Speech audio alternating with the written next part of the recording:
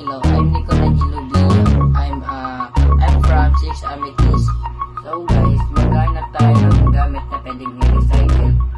Tara na guys, hanap na tayo. Guys, ito po ay wala na po naman. Kaya naman po naisipan ko. Lagyan ko ng ballpen. So guys, may meeting na tayo. At disclaimer, kailangan natin ang mga matutubs na mga kailangan natin ng mga matutubs na pwede natin yung mga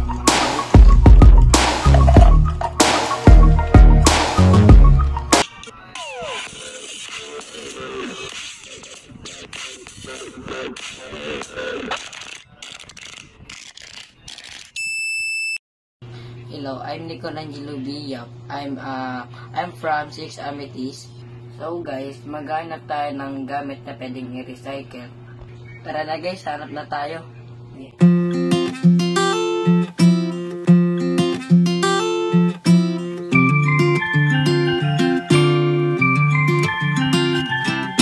So guys, nakahanap na tayo na pwedeng i-recycle at ito ang Joy. Guys, ito po ay wala na pong naman, kaya naman po naisipan kong lagyan na lang po ng ballpen.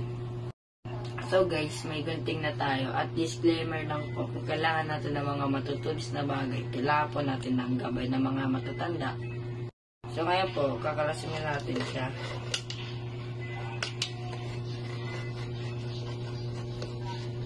Ang galing, kakalas. Ay guys, naisipan ko nga pala itong gawing tayuan. Huwag muna natin ito itatapon guys, dahil feeling ko mapapakindamangan pa siya.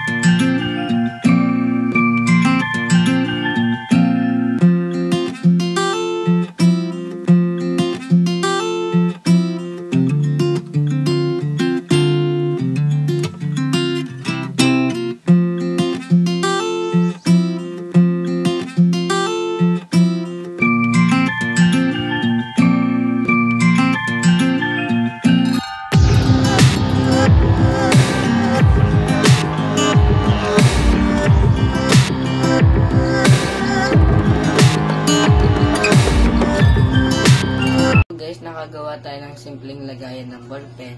At ito at ito. Ito po ang kanyang patungan at ito po ang lagayan ng ballpen.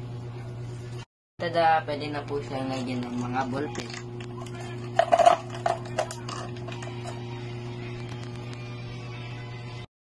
So guys, kung itatapon natin ang bote natin ginamit, wala po tayo magagamit ngayon na pencil holder o magagawa. Kaya po, ang mga pwede pa pong gamitin is gawan po natin ng paraan para po mas matibay natin siya magamit. So yun, may mga bagay talaga na hindi natin alam na pwede palang pakinabangan. At ayun ang katulad na mga pwedeng i-recycle na bote. Maraming salamat po sa panonood sa maikling nating video na kung saan magagamit natin ang mga pwede nating recycle na katulad ng bote or carton. And then yun lang po, thank you, maraming salamat, God bless, ingat.